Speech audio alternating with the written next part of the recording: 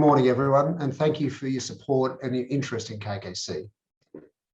KKC was launched to give investors access to KKR's world-class global credit capabilities, and it invests in high-yield bank loans and private debt using the KKR's access to deal sourcing and underwriting.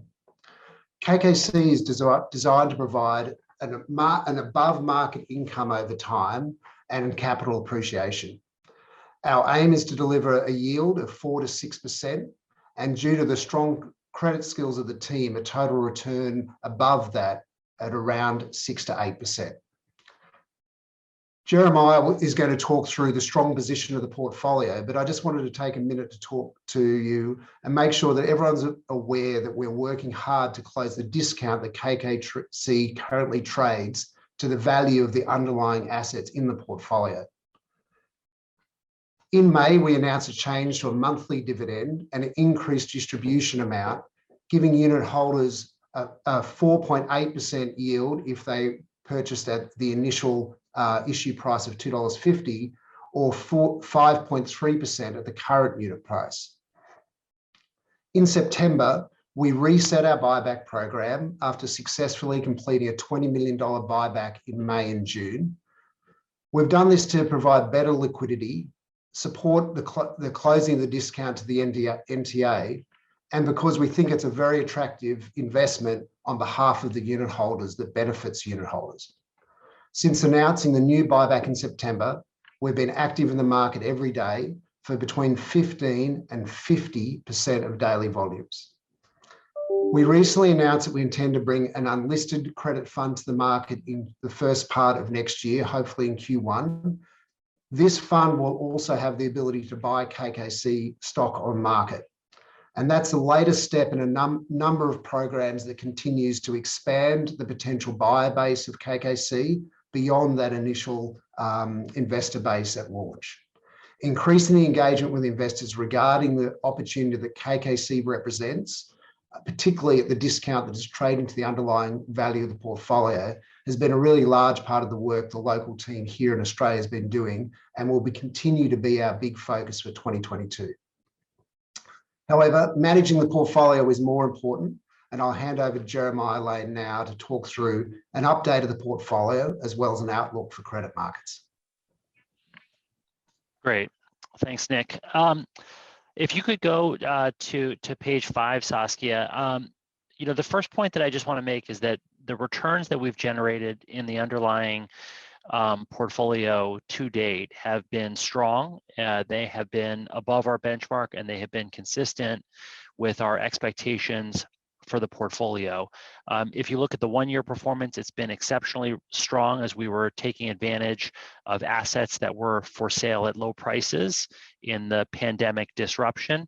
And since inception, all the way on the right-hand side of the page, you can see that we have outperformed our benchmark for the time since inception. Importantly, on the bottom part of the page, you can see that the duration of our portfolio is substantially below the relevant benchmarks. Duration is a measure of sensitivity of asset prices to changes in interest rates. We sit at the start of what we expect to be a significant Fed rate hiking process, and it's important to have low sensitivity in your asset prices to that process, and that is how we position the portfolio. And then finally, I would highlight the yield to maturity of our portfolio at 7%. We can achieve the return objectives that we have laid out for all of our investors in KKC just with the yield to maturity of our existing portfolio, and we continue to find good opportunities to rotate the portfolio and reload our ability to earn that interest. Saskia, if you could go to the next page.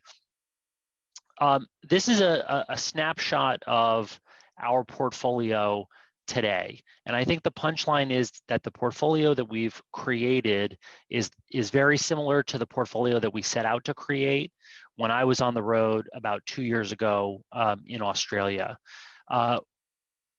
90% of our portfolio is senior in the capital structure. That is how we set out to make it. The majority of our portfolio is floating rate exposure. And that floating rate exposure will go up as we continue to add to our exposure to European direct lending, all of which is floating rate. Our asset type is very similar to what was expected. We are primarily focused on bank loans. We do have some high yield exposure. And again, that focus on bank loans continues to tick up as we deploy our European direct lending strategy. You can see our exposure to the different ratings classes, which is as we expected it to be. And then finally, our geographic exposure, we're more heavily focused on North America than our end state. And again, that just reflects our ongoing effort to deploy the European direct lending fund. If you could go to the next page, please. Here we've laid out our deployment of European direct lending. We closed into the European direct lending fund in September of 2020.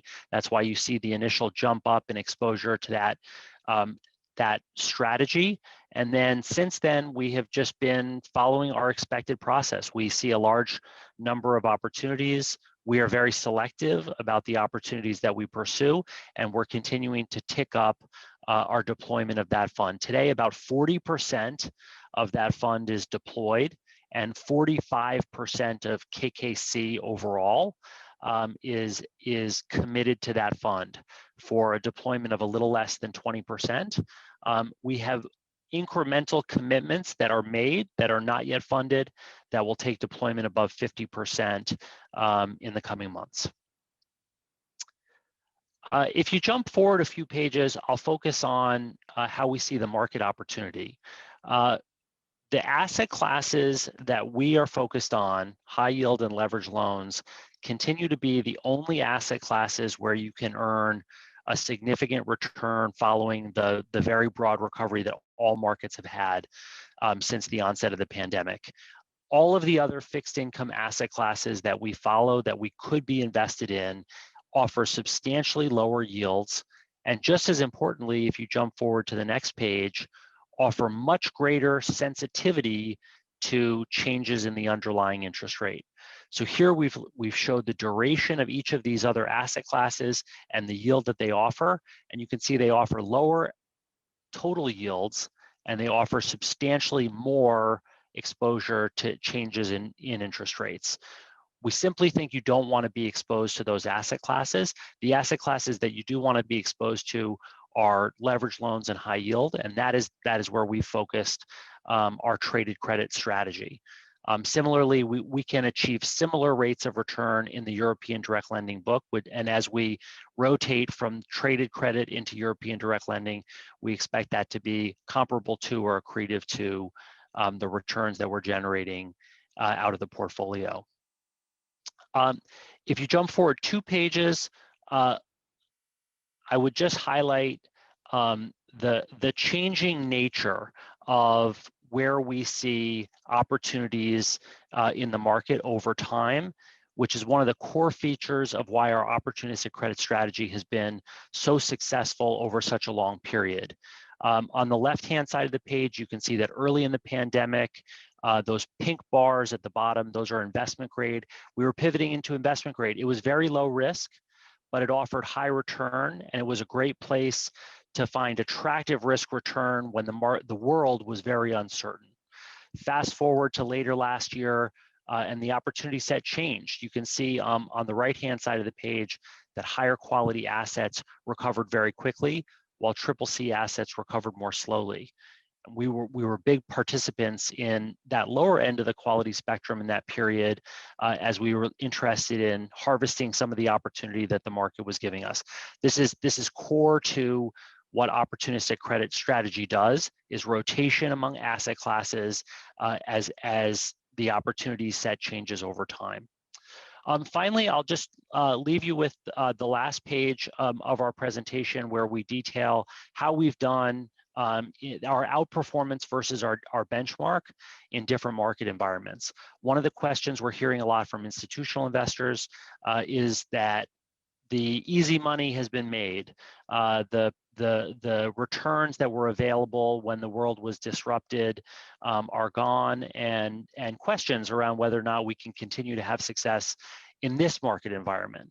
And so what we've tried to show here is that in these calmer markets, and I would point you towards the period of 2017 and 2018, or the period between 2011 and 2014. These calmer markets, we've had tremendous success outperforming our benchmark as we continue to just pursue our discipline, focus on durability of cash flow, downside protection, looking across a huge set of opportunities and distilling those down to a small number of opportunities where we have the greatest conviction that the risk reward is skewed very much in our favor.